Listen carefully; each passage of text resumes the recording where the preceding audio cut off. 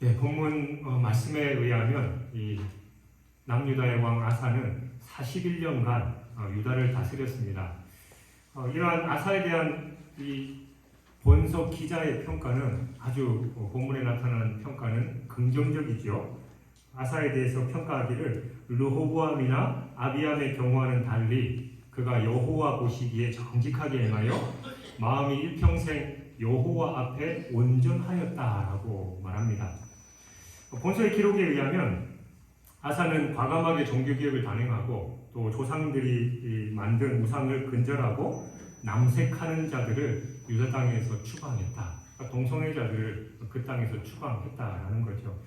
그러나 본서의 기자는 이 아사의 긍정적인 면만을 기록하지 않고 이 통치 말년에 그의 실수 등에 대해서 기록함으로써 그 역시 하나님 앞에서 완전한 왕은 아니었음을 밝히고 있습니다. 그렇다면 이 아사 왕이 오늘 본문 말씀에 따라서 여호와 보시기에 정직하게 행하여 마음이 일평생 여호와 앞에 온전했다라는 평가를 들었는데 그런 평가를 듣게 된 원인이 무엇이고 또 안타깝게도 통치 말년에 그런 평가에 무색하게 하나님의 뜻에 벗어나서 오히려 잘못된 길을 감으로 인해서 그가 하나님의 징계를 받게 되는 그런 안타까운 모습이 무엇인지 오늘 말씀을 통해서 함께 은혜를 나누고자 합니다. 아사는 이 분열 왕국이 시작된 이후에 처음으로 선한 왕으로 기억되는 그런 인물입니다. 그는 이 제2 초기에 11절에서 14절에서 말씀하는 것처럼 남부 왕국을 통틀어서 이 종교개혁을 단행한 이 최초의 왕으로 기억되는 인물입니다. 그렇다면 아사가 어떻게 해서 이런 영광을 누릴 수 있는 사람이 되었느냐? 우리 그리스도인들에게 있어서는 이 세상의 모든 일에 우연이란 없습니다. 모든 것이 하나님의 섭리이고 하나님의 인도하심이죠. 마찬가지로 그에게 있는 이 선하고 온전한 마음을 하나님께서 아시고 그를 축복하셔서 아사가 그렇게 할 수 있는 조건을 만들어 주셨기 때문에 그가 종교개혁을 할 수 있었다라는 겁니다. 우리가 여기 우리가 보는 말씀에 나오는 이 아사의 즉위 시점은 이런 조건과 이제 깊은 연관성이 있습니다.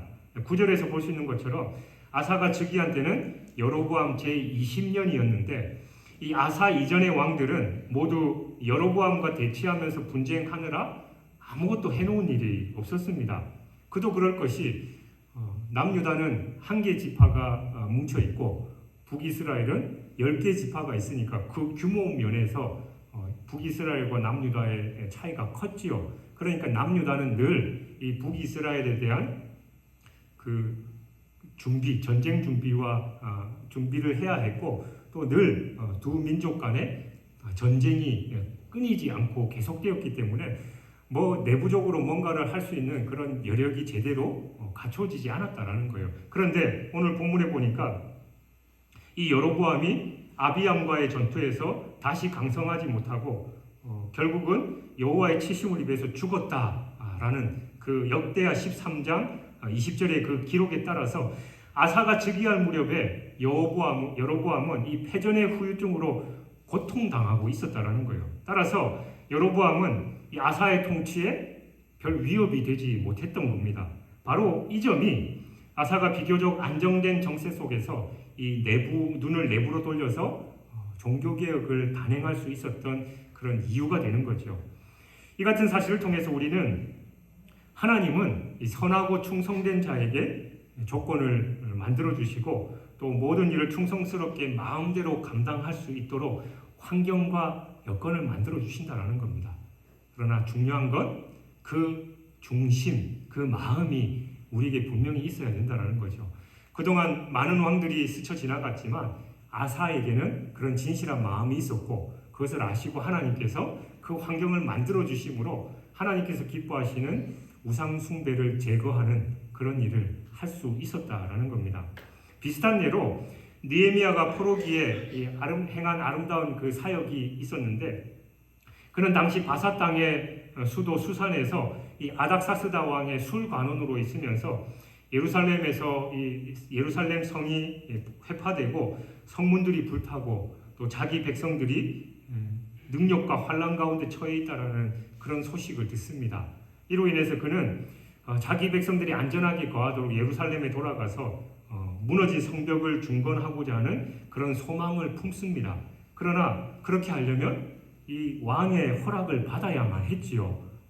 그게 쉬운 일은 아니었습니다. 그 왕의 핵심 관원으로서 그 국사를 잘 감당해도 부족한데 마음이 딴 데가 있고 또 그 당시에는 지금처럼 교통수단이 발달한 것도 아니고 꽤 오랜 시간 다녀와야 할 그런 상황에 왕이 사실은 허락할 리 만무한 그런 상황이었습니다. 그러나 그가 하나님께 기도하고 왕에게 가서 이런 일 때문에 다녀왔으면 좋겠는데 허락해달라고 요청을 하자 그 왕이 흔쾌히 허락할 뿐만이 아니라 조서까지 내려서 그 삼림 감독들에게 조서까지 내려서 그 성벽을 세우는데 필요한 자재까지도 다 얻을 수 있는 그런 환경을 하나님께서 만들어 주셨다라는 겁니다. 그래서 느헤미야 2장 8절에서 느헤미야는 이렇게 고백합니다. 내 하나님의 선한 손이 나를 도우심으로 왕이 허락하고. 여러분 그렇습니다. 우리가 하나님 앞에서 마음을 먹고 하나님의 뜻을 이루고자 한다면 하나님께서 모든 주변 환경을 만들어 주시고 또 우리에게 가장 큰 걸림돌일지라 할지라도 하나님께서 다 해결해 주신다는 겁니다. 중요한 건 우리에게 그 마음이 있느냐예요. 그냥 환경에 젖어들어서 어쩔 수 없지 이런 상황에서 내가 뭘 할 수 있어. 그게 아니라 우리가 마음을 먹고 기도하면 하나님께서 그 모든 것을 주장하시고 이끌어 가신다는 걸 우리는 기억해야 됩니다. 바로 이 아사 왕도 그런 마음이 있었기 때문에 하나님께서 주변 환경을 만들어 주신 것이지요. 또 11절을 보면 유다 왕 아사는 그의 조상 다윗과 같이 여호와 보시기에 정직하게 행했다라고 말합니다. 앞서 여러 차례 확인할 수 있었듯이 우리는 여기서 하나님이 신정왕국의 대리 통치자로 남북 이스라엘 왕들에게 요구하시는 기준을 다시 한번 확인할 수 있는데 그게 바로 다윗이 걸어간 믿음의 길입니다. 그렇다면 여러분 하나님께서 내세우신 이 기준, 그러니까 다윗이 걸어갔던 그 믿음의 길은 어떤 길입니까? 흔히들 다윗이 하나님께 인정받고 그랬던 그 길이 다윗은 우리와 다른 사람이고 성경에 그 하나님으로부터 인정받은 사람은 우리와 결이 다르니까 저 사람들의 일인 거고 나와는 상관없어. 우리는 흔히 그렇게 생각할 수 있습니다만 중요한 것은 다윗의 일생을 우리가 잘 알다시피 그리 대단한 게 아닙니다. 우리와 똑같고 사실은 우리보다 오히려 더 나쁜 죄를 지은 것이 바로 다윗의 인생이었죠. 그에게도 우리와 똑같이 슬픔과 어려움, 시련의 시간들이 있었고 스스로 범한 여러 가지 허물과 죄를 안고 살았던 그런 인생입니다. 그는 분명히 하나님 앞에서뿐만이 아니라 사람 앞에서도 흠이 보이는 연약한 인간임에 틀림없었습니다. 다만 그에게 특별한 것이 있었다면 우리와 같이 똑같이 평범한 삶 속에서도 매사에 모든 일에 하나님께서 보시기에 정직하고 진실하게 살려고 부단히 노력했다라는 것뿐입니다. 여러분 이게 어려운 일일까요? 어떻게 보면 어려운 일일 수도 있습니다만 우리가 도저히 지킬 수 없을 만큼 무리한 일도 아니죠. 그 중심을 하나님께서 보시기에 우리가 진실한 마음만 하나님 앞에 갖고 있으면 된다라는 거예요. 근데 진실한 마음이 있어도 우리는 연약한 인간이니까 범죄하고 또 하나님의 뜻과는 반대로 가는 경우가 분명히 있죠. 다윗도 그랬잖아요. 그가 하나님으로부터 인정받는 그런 사람이었지만 그는 밧세바를 범하고 또 그 일을 덮기 위해서 그 남편 우리아를 전장으로 몰아서 죽게 했던 그런 인물이었습니다. 그러니까 오늘 말씀에서 이스라엘 열왕들의 삶의 기준으로 제시되는 이 다윗이라는 사람이 보여주는 삶의 모델과 같이 하나님이 우리에게 요구하신 것은 대단한 일이거나 어떤 특별한 게 아니라 어떻게 보면 너무나도 평범하고 기본적인 것이다라는 겁니다. 그런데도 어떤 이들은 하나님이 요구하시는 기준이 우리가 어떻게 하나님의 뜻을 감당할 수 있겠어 라고 생각하면서 그냥 애초에 포기해버리는 경우가 많다라는 거예요. 성경 말씀 우리가 어떻게 다 지켜? 우리가 어떻게 하나님의 뜻에 합당할 수 있겠어? 그 유명한 사도 바울도 오라 나는 공고한 사람이로다. 이 사망의 몸에서 누가 나를 건져내랴. 그렇게 탄식했는데 나는 거기 발끝만큼도 못 쫓아가지. 그렇게 생각하면서 우리가 애초에 하나님의 뜻과 내 삶은 거리가 멀다라고 단정짓기 때문에 그 뜻대로 살아가지 못하는 경우가 많이 있다는 겁니다. 단지 하나님이 요구하시는 기준이라는 그 이유 때문에 해보지도 않고 포기하면서 우리는 감당할 수 없다라고 단정시켜 버리기 때문에 그렇다라는 겁니다. 그러나 여러분, 하나님의 뜻은 기꺼이 순종하려는 그 마음과 반드시 실천하고야 말겠다라는 진심을 가진 사람에게는 결코 어렵지 않습니다.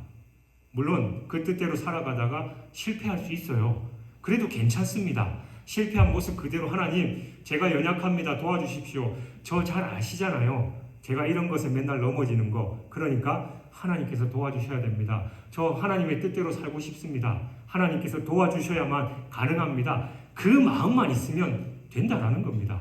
그런데 많은 사람들이 포기해버리고 나는 어쩔 수 없어. 그냥 하나님도 나도 어쩔 수 없고 하나님도 어쩔 수 없으니까 나는 그냥 이렇게 살래라고 스스로 포기해버리기 때문에 그런 삶을 살지 못한다라는 거죠. 그러니까 우리도 다윗과 같이 살 수 있고 하나님 앞에 인정받을 수 있으며 모든 사람들의 믿음의 표상이 될 수 있습니다. 그러므로 여러분, 하나님이 여러분 모두에게 제시하신 것이 있다면 믿음으로 받아들이고 또 열심으로 정진하시기 바랍니다. 연약하고 부족해도 괜찮습니다. 우리 안에 진실과 정직만 있다면 하나님께서 도우셔서 하나님의 뜻 안에 우리가 가야 할 길, 또 우리가 해야 할 일을 완수할 수 있을 줄 믿습니다. 하나님께 기도하면 예수님이 뭐라고 하셨어요? 나보다 더 큰 일도 할 수 있다라고 분명히 말씀하셨기 때문에 우리는 그 중심을 바로잡고 하나님의 도우심을 구하며 나아갈 때 하나님의 은혜를 누릴 줄 믿습니다. 그리고 12절과 13절에 보면 아사의 종교개혁이 나오죠. 그는 남색하는 자를 쫓아내므로 성적인 타락을 근절시키고 또 우상을 회파하고 불사르는 등 이 가능한 모든 악한 것들을 제거해 나갔습니다. 그런데 이 말씀 가운데 우리는 13절에 나오는 또 그 어머니 마아가가 혐오스러운 아세라상을 만들었으므로 태후의 위를 패하고 그 우상을 찍어 기드론 시냇가에서 불살랐으나라는 이 말에 주의를 기울여야 됩니다. 이 같은 내용을 통해서 우리가 아사가 종교개혁을 어떻게 수행해 나갔는지를 정확하게 볼 수 있습니다. 바로 아사는 개혁 작업을 실행하면서 그 출발점을 바로 자기와 자기 주변으로부터 시작했다라는 겁니다.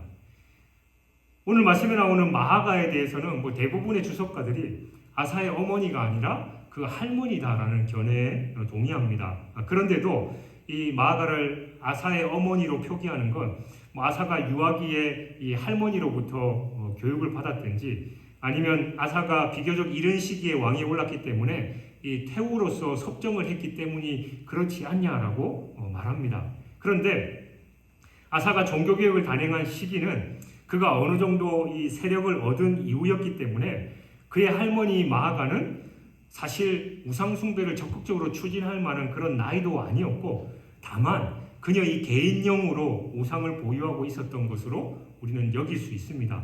하지만 아사는 그것도 절대로 용인하지 않고 묵과하지 않았던 겁니다. 아켄이 이 궁중 안에서 유지되고 있는 한 자기 백성들에게 아무리 악한 것을 근절시킨다 해도 그것은 끊임없이 지속될 것이다라는 사실을 잘 알고 있었기 때문입니다. 그래서 그는 마아가가 소유한 우상을 불살라서 죄로 만들어버렸고 그녀의 악한 영향력을 근절시키기 위해서 폐위시키기를 주저하지 않았다라는 겁니다. 즉, 그 개혁의 출발이 자기와 자기 주변에서 시작되어야만 한다라는 것을 인식하고 있었다라는 겁니다. 여러분, 우리는 흔히 개혁을 얘기할 때 보통 어떻게 얘기합니까? 정치판도 마찬가지고 우리 인간이 사는 그 모든 거, 교회 공동체 안도 마찬가지죠. 나는 잘하고 있는데 네가 제대로 못하니까 우리가 늘 이런 문제에 있지 않느냐. 그러니까 네가 고쳐져야 된다라는 그런 얘기를 우리 흔히 많이 하죠. 그러나 아사는 그것보다도 내 안에 내 주변에부터 고쳐지고 깨끗해져야만 이 나라가 바로 설 수 있다라는 걸 인식하고 있었기 때문에 가장 먼저 자기의 집안 단속부터 했다라는 거예요. 뭐 우리나라 역사에도 뭐 근대 역사에도 보면 많은 대통령들이 어려움을 겪고 심지어는 목숨까지 잃었던 그 중요한 이유가 뭡니까? 다 대통령의 친인척들, 그 가족들이 비리를 통해서 그가 어려움을 당하고 그런 경우들이 많이 있었죠. 아사는 자기 주변부터 철저하게 정리했습니다. 심지어는 우상을 없애기뿐만이 아니라 그 할머니의 그 왕위까지도 폐함으로 말미암아 그 모든 것을 싹둑 잘라 버려야 한다라는 걸 그가 생각했다라는 겁니다. 여러분 우리도 마찬가지입니다. 교회 개혁, 이 세상의 개혁 얘기하기 전에 내가 먼저 바뀌어야 됩니다. 요 나가 문제예요. 내가 바뀌면 내 주변이 변화되고 내 주변이 변화되면 이 나라가 이 민족이 변화되고 이 나라와 민족이 변화되면 전 세계가 변화되는 겁니다. 근데 나는 변화되지 않고 네가 문제야 라고 하는 사람들 때문에 도저히 개혁이 일어나지 않는 것이죠. 그리고 14절 말씀에 보면 앞서 여러 가지 개혁을 단행했던 아사에게 약간 부정적인 내용이 나옵니다. 그것은 그가 산당을 제거하지 않았다라는 겁니다. 그런데 병행구절인 역대하 14장 3절을 보면 이방 제단과 산당을 없앴다라는 그런 내용이 나옵니다. 그러니까 아사가 산당의 일부를 제거했지만 전체적으로 완전히 제거하지는 못했음을 나타내는 그런 표현이죠. 아마도 아사는 예루살렘 성이 건립되기 전에 이 산당이 예배 초소로 사용됐기 때문에 뭐 그전에도 거기서 예배를 드렸으니까 뭐 몇 개 정도는 중요한 그 산당 정도는 남겨둬도 큰 무리가 없을 것이다라고 그렇게 생각했던 것 같습니다. 아울러 그러나 어쨌든 그것은 이 다니엘 중앙성소에서 예배를 드리도록 규정하시는 하나님의 율법을 어긴 거죠. 뿐만 아니라 백성이 산당 속에 있는 한, 산당에 속해 있는 한, 산당은 이 성전과 그 제단에 대한 이 존중심을 감소시키고 심지어는 우상 숭배에 빠져들게 하는 그 빌미를 제공하고 말 것입니다.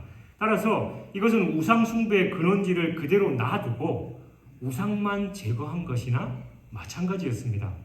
우리는 이 내용을 통해서 진정한 개혁의 성공이 어떻게 이루어질 수 있는지 확인할 수 있습니다. 즉 개혁의 성공은 피상적인 변화를 통해서가 아니라 문제의 근본 원인을 제거해야만 가능하다라는 겁니다.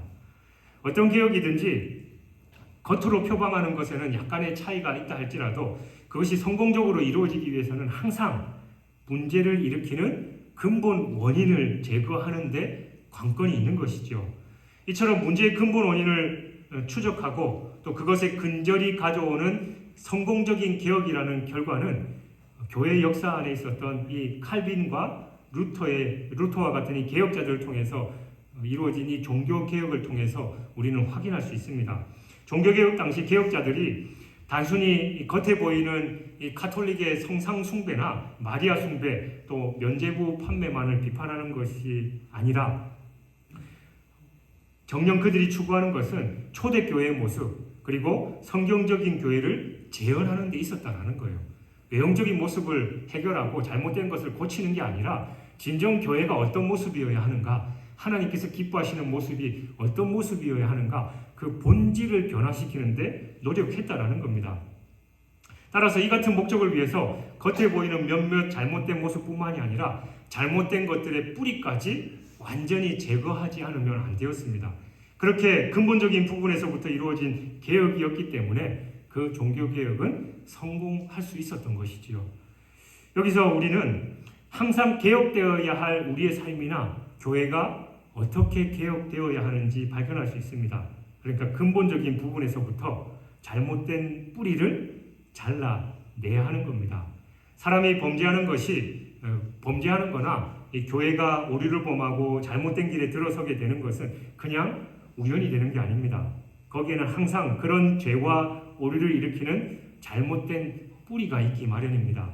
따라서 성도들이 죄를 짓지 않고 교회가 잘못된 길에 빠지지 않기 위해서는 보이는 잘못을 가리고 그것을 일시적으로 중단하는 데 만족할 게 아니라 그 근본 뿌리를 찾아내고 잘못을 유발하는 모든 것을 근절해야만 하는 것이지요. 그렇게 할 때 우리는 우리의 믿음과 삶의 바른 근본을 세울 수 있고 하나님께서 기뻐하시는 모습으로 더 든든하게 세워갈 수 있다는 겁니다.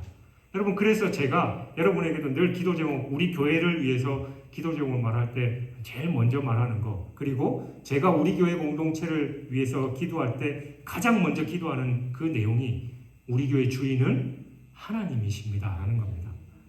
여러분, 하나님께서 주인 되신 교회는 분쟁이 일어날 수 없습니다. 왜냐하면 하나님의 뜻대로 하기 때문이죠. 설령 내 생각과 다르다 할지라도 철저하게 기도의 자리에서 하나님의 뜻을 물으면 하나님께서 알려주셔요. 그러나 하나님의 뜻은 뒷전이고 우리 교회가 해왔던 거, 내 생각, 내 방식들, 이게 바른 건데 왜 이렇게 해? 라고 내 목소리가 커질 때 교회 공동체가 어려워질 수밖에 없습니다. 내 목소리는 낮추고 내 생각은 접고 하나님의 이 66권 말씀에만 집중하면 하나님께서 답을 주셔요. 그러면 순종하면 되는 겁니다. 그런데 하나님께서 답을 주시는데도 불구하고 내 자아가 살아있으니까 내 목소리가 커지게 되고 교회는 분란을 일으키죠. 뭐 내 생각과 저 사람 생각이 다르고 또 저 사람 생각과 이 사람 생각이 다르니까 다 자기 생각만 얘기하다 보면 교회는 분열될 수밖에 없습니다. 그러나 철저하게 하나님이 주인 되시면 우리는 머리 대신 주님의 뜻 안에서 순종하면 교회 공동체는 건강하게 성장할 수 있다는 것입니다. 그래서 아사는 그것을 알고 근본적인 문제를 해결해야 했었는데 그 산당을 그대로 놔둠으로써 결국은 우상 숭배 고리를 끊어내지 못했던 겁니다. 15절에서 그가 그의 아버지가 성별한 것과 자기가 성별한 것을 여호와의 성전에 받들어 드렸으니 곧 은과 금과 그릇들이더라 라는 말씀이 나옵니다. 우리는 앞서서 아사가 행했던 그 죄와 잘못을 근절하되 자기 주변의 사람이나 또 그들이 속한 것을 먼저 잘라내는 모습을 통해서 개혁의 출발점이 어떠해야 되는지에 대해서 살펴봤습니다. 그리고 그런 개혁의 과정에서 산당 제거가 누락된 것을 통해서 진정한 개혁의 성공 여부는 근본적인 문제를 제거해야 한다라는 것도 우리는 살펴봤습니다. 이어지는 이 15절의 말씀은 이런 종교개혁의 문맥 가운데 마지막으로 해당되는 것으로 참된 개혁을 통해서 최종적으로 도달해야 하는 목적지가 무엇이냐를 분명하게 알려줍니다. 그건 바로 받들어 드렸다라는 그 말씀을 통해서 확인할 수 있는 것처럼 하나님께 대한 참된 헌신입니다. 어떤 이들은 개혁이란 잘못된 것을 무작정 비판하고 또 이전에 있던 것을 뜯어 고치는 것이다 라고만 생각하는 경우가 있습니다. 그러나 그것은 지극히 잘못된 이해입니다. 진정한 개혁은 하나님의 뜻을 세우는 것이고 그분의 뜻 안에 우리 자신을 올려드리는 헌신이 그 목적에 있다는 거예요. 따라서 이런 헌신에 대한 목표도 그런 목표도 없이 무조건 남을 비판하는 데만 급급한 자들은 개혁이 가진 이 근본 의미조차 모르는 사람들입니다. 여러분, 종교개혁자들을 한번 생각해 보십시오. 그들 역시 잘못된 것을 비판하고 어그러진 것을 바로잡으려고 했지요. 그러나 동시에 그들은 매일 기도하며 말씀을 묵상하는 등 자기 경건을 위해서 그 바쁘고 힘든 와중에서도 그 누구보다도 많은 시간을 말씀과 기도에 할애했다라는 겁니다. 루터가 했던 그 유명한 말이 있잖아요. 나는 평소에 하루 2시간씩 기도하지만 바쁘고 힘겨울 때는 하루 3시간씩 기도한다. 그들이 그렇게 했던 것은 다른 이들을 변화시키고 개혁시키기 위해서는 무엇보다도 자기 경건을 지키고 하나님 앞에 자기를 헌신하는 것이 선행돼야 된다라는 걸 잘 알았기 때문입니다. 그래서 종교개혁자들은 남을 비판하고 판단하고 변화시키기 이전에 자기 스스로가 철저하게 하나님 앞에 기도로 또 말씀으로 서 있었다는 거죠. 여러분, 우리가 속한 이 교회를 오늘날 개혁교회라고 일컫습니다. 또 우리 자신들을 가리켜서 개혁자들의 후손이라고 얘기하지요. 이 말은 우리 역시도 지속적으로 우리의 교회와 우리 자신들을 개혁시켜 나가야만 한다라는 의미를 담고 있습니다. 그렇다면 여러분, 우리가 개혁해야 할 우리와 우리 자신들이 나가야 할 방향은 무엇이냐? 그것은 오늘 말씀을 통해서 확인할 수 있듯이 우리가 더 헌신적인 자로서 우리 자신을 하나님 앞에 드린다라는 겁니다. 우리가 하나님 앞에 헌신될 때 하나님은 우리의 헌신을 통해서 우리의 교회와 우리 주변의 사람들, 또 우리가 속한 각각의 공동체와 사회 전반에 우리로 하여금 거룩한 영향력을 끼치게 하실 것입니다. 또 17절에서 24절에 기록된 내용들은 이 아사 왕의 통치에 관련된 후기 역사를 우리에게 보여주고 있습니다. 오늘 본문 뒤쪽에 이 아사의 통치 말년의 내용들을 기록하고 있는 부분입니다. 그런데 이 말씀에 나타난 내용들은 대부분 앞부분과 다르게 아사의 불신앙적인 모습과 또 죄악된 현실에 집중하고 있습니다. 먼저 그는 전쟁의 승리를 위해서 아람 왕의 군대의 도움을 받고자 했다라는 거예요. 이것은 전에 하나님만을 의지하던 신앙을 포기하는 불신앙의 전형적인 모습이었습니다. 그리고 이를 위해서 그는 왕궁의 곡간뿐만이 아니라 성전 곡간에 남은 은금까지도 모두 아람 왕에게 바치는 일을 했습니다.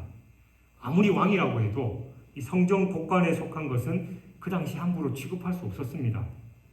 그런 의미에서 아사 왕은 돌이키지 못할 심각한 죄를 범한 겁니다.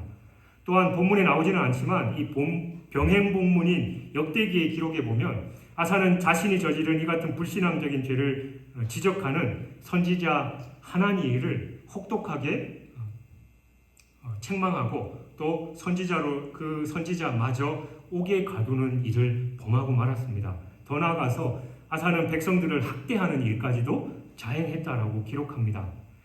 그로 인한 하나님의 징계로 그의 발에 심한 병이 들게 된 와중에도 그는 하나님께 병 낫기를 구하기보다 하나님 앞에 회개하기보다 의원들에게 찾아가서 병을 낫게 하기 위해서 애를 썼다라고 기록하고 있습니다. 그래서 결국에는 이 같은 지속적인 불신앙 속에서 인생을 마무리해야만 했습니다. 아사는 하나님에 대한 신앙을 가진 자로서 마땅히 하나님께 자신의 문제를 아뢰고 또 상의해야 하는 것이 합당했습니다. 그러나 그는 그렇게 하지 않았습니다. 여러분, 문제에 직면한 성도들이 무엇보다도 먼저 행할 일은 하나님의 도움을 구하고 하나님 앞에 엎드리는 겁니다. 사실 우리 성도들에게 주시는 위기는 하나님께서 그의 믿음을 시험하고 연단하기 위한 것일 수도 있고 그의 그릇된 행위를 징계해서 그로 하여금 올바로 돌이키게 하기 위한 것일 수도 있습니다. 아사에게 당면한 위기도 이러한 이유 때문일 것입니다.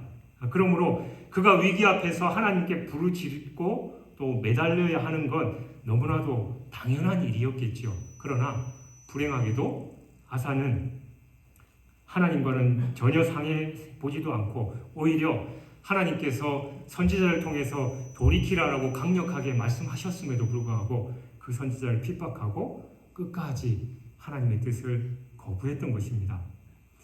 여러분, 앞부분에서 우리는 아사가 진실하게 하나님을 섬겼음과 또 하나님을 기쁘시게 해드리기 위해서 종교개혁까지도 단행했던 사실을 살펴봤습니다. 또 그는 분열 왕조 이래 최초로 그의 조상 다윗과 같이 여호와 보시기에 정직하게 행했다라는 그런 평도 들었던 인물이기도 합니다. 여기 나오는 그의 조상 다윗과 같이라는 표현은 단지 종교적인 측면만을 포함하는 말이 아니라 이 사회 또 경제적인 방면에서 번영이나 통치에 있어서 백성들을 배려하는 그 모든 내용까지도 다 포함하고 있는 겁니다. 그런 의미에서 지금 이 후기에 나타난 그 아사의 모습은 앞부분의 모습에 비교했을 때 마치 완전 딴 사람과 같이 보이기도 합니다. 그렇다면 여러분, 아사 왕이 갑자기 이렇게 변한 이유가 어디에 있을까요? 가장 근본적인 이유는 그가 처음 범했던 하나님을 믿는 믿음을 저버리고 이방 군대를 의지한 불신앙의 죄에서 찾을 수 있습니다. 그것이 그로 하여금 하나님과 멀어지게 했고 또 다른 다른 범죄들을 향해서 줄다름질 치도록 만들었던 것입니다. 다시 말해서 단 한 번의 이 그릇된 자세가 그를 죄악의 길로 몰고 갔던 것이죠. 이는 죄는 단 한 가지라도 허용해서는 안 된다는 걸 우리로 하여금 깨닫게 해줍니다. 우리나라에도 바늘 도둑이 소도둑된다라는 말이 있잖아요. 뭐 작은 거 뭐 이 정도쯤이야 하지만 나중에 그게 다른 죄, 다른 범죄를 불러일으키게 만들고 결국은 돌이킬 수 없는 죄에 빠지게 만들어 버린다라는 겁니다. 여러분, 우리의 삶도 마찬가지입니다. 이것쯤이야. 뭐 예배드리는 거 뭐 바쁜 일 있으면 빠질 수도 있지. 또 우리가 기도하고 그러는 거, 또 봉사하는 거 나중에 여건 되면 하면 되지. 우리가 점점 미루는 그런 가운데 하나님과의 관계는 점점 멀어지게 되고 그를 통해서 나중에는 돌이킬 수 없는 죄악으로 빠짐으로 결국은 하나님과의 관계가 완전히 단절되는 그런 일이 발생한다는 겁니다. 우리는 하나님의 은혜가 없으면 단 한순간도 살아갈 수 없습니다. 그러나 그런 은혜를 입지도 않은데 여러분 잘 먹고 잘 살고 계십니까? 죄송한 표현입니다만 잘 먹고 잘 사는 게 아니에요. 죽음을 향해서 달려가고 있음을 여러분은 기억하셔야 됩니다. 세상이 참 어지럽게 돌아가지요. 지금 뭐 이스라엘과 하마스의 전쟁으로 인해서 뭐 전 세계가 들썩입니다. 뭐 덕분에 러시아와 우크라이나 전쟁은 뭐 수면 아래로 빠져 있는 그런 현상이 되어버렸는데 우리는 이 세상이 돌아가는 역사의 굴레 속에서 하나님의 뜻을 발견할 수 있어야 됩니다. 하나님의 뜻이 무엇이냐? 왜 갑자기 저런 일들이 터지느냐? 뭐 늘 얘기하는 말이지만 2000년 전에도 예수님은 회개하라 천국이 가까워왔다. 말세다라고 얘기했고 뭐 계속해서 그 이후로 교회들이 얘기하지만 세상 사람들은 뭐 우린 잘 먹고 잘 살고 있고 그런데 무슨 세상의 종말이 와. 여러분 노아 홍수 때 세상 사람들에게 그렇게 노아가 세상에 물심판이 오겠다라고 얘기했지만 그들은 먹고 마시고 쾌락을 즐기고 시집가고 장가가고 그런 가운데 저 노인네가 정신이 이상하구나라고 노아를 향해서 비난할 뿐이었지만 결국은 하나님께서 정하신 그 시기에 온 세상은 홍수로 심판받았다라는 겁니다. 2000년 전보다 오늘이 그날에 가깝고 오늘보다 내일이 그날에 가깝습니다. 어떻게 될지 모릅니다. 우리는 이 마지막 때에 정신을 차리고 근신하여 깨어 기도해야 합니다. 그럴 때 우리의 삶이 바로 가는 거지. 여러분의 일생에서 예배하는 것보다 또 하나님과 교제하는 것보다 더 중요한 일이 있다면 우리는 잘못 가고 있다는 걸 분명히 기억해야 되는 것입니다.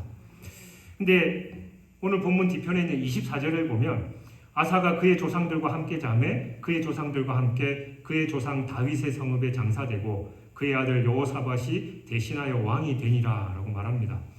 여기에 보면 아사의 죽음을 묘사하면서 그의 조상들과 함께라는 말을 거듭해서 표현하고 있습니다. 그리고 장지도 일반적으로 사용되는 다윗 성읍이 아니라 그의 조상 다윗의 성읍이라고 언급하고 있습니다. 이것은 이 잦은 정변으로 왕조 교체가 빈번했던 북왕국에 비해서 다윗 왕조가 일관되게 통치했던 남왕국의 연속성을 강조하는 표현이기도 해요. 무엇보다도 여기서 말하는 하나님께서 아사의 열조에게 신실하셨듯이 아사에게도 신실하시며 아사 이후의 유다 왕들에 대해서도 신실하신 분이다라는 것을 암시해주고 있습니다. 그래서 우리는 이렇게 연속적으로 이어지는 다윗 왕조의 그 왕조와 그 왕들을 보면서 다시금 하나님의 언약 백성들 가운데 변함없이 지속되고 있다는 것을 확인할 수 있습니다. 그러니까 언약은 사람들의 실패나 연약함 그리고 온전치 못함과 상관없이 면면이 지속되고 있다는 거예요. 생각해보면 잦은 정변으로 무려 7차례나 왕조의 교체가 이루어졌던 북왕국 이스라엘과 비교할 때 남왕국 유다도 그 악한 면에서는 사실 크게 다르지 않습니다. 남왕국 유다 왕들 중에는 다윗과 같은 진실한 왕도 있었지만 오늘 말씀에서 보는 것과 같이 아사처럼 한때 잘하다가 나중에 잘못된 길로 치우치는 왕들도 있었고, 르호보암이나 아비암과 같이 전반적으로 악한 길을 걸었던 왕들도 있었고, 아예 북왕국 이스라엘의 왕보다 더 악한 일을 많이 행했던 남왕국 유다의 왕들도 있었다라는 거예요. 그러니까 이들의 행위만 가지고 보면 북이스라엘과 같이 남왕국 유다도 모방과 반역이 이루어져야 마땅합니다. 그런데도 이 유다 왕국에서만큼 그런 일들이 없었다라는 그 이유가 뭐냐라는 거죠. 그건 바로 하나님이 다윗에게 하셨던 그 언약, 하나님의 은혜 때문인 겁니다. 사무엘하 7장 14절에서 16절에서 하나님께서는 다윗과 언약을 맺으시면서 그 자손이 죄를 범하면 징계는 하시지만 그 왕위만은 영원히 보존해 주시겠다라고 약속하신 바 있습니다. 즉 남유다의 왕들이 때로 실패하고 연약함 속에서 빠지더라도 하나님께서는 이미 다윗에게 주신 언약을 신실하게 지키셔서 남유다를 다스리는 다윗의 자손들을 보호하셨다라는 겁니다. 여러분, 우리는 이 같은 남유다의 역사를 통해서 하나님께서 그 약속, 그 언약이 얼마나 신실하신지를 볼 수 있습니다. 물론 이는 남유다에만 관련된 게 아니라 우리 자신의 삶에서도 분명한 관련이 있습니다. 여러분, 우리가 성도로 살아가고 있지만 우리의 삶이나 우리가 행하는 바가 하나님 앞에 온전합니까? 언제나 하나님의 은혜와 또 그리스도의 합당한 삶을 살아가고 계셔요? 예수님께서 우리가 세상의 빛이다, 소금이다 말씀하셨는데 세상의 빛과 소금으로 살아가고 계십니까? 우리가 먹든지 마시든지 무엇을 하든지 하나님의 영광을 위해서 해야 되는데 그렇게 하고 계십니까? 우리 역시도 늘 실패하고 실수하고 연약해서 심지어는 세상 사람들보다 더 나쁘게 죄를 범하면서 살 때가 있습니다.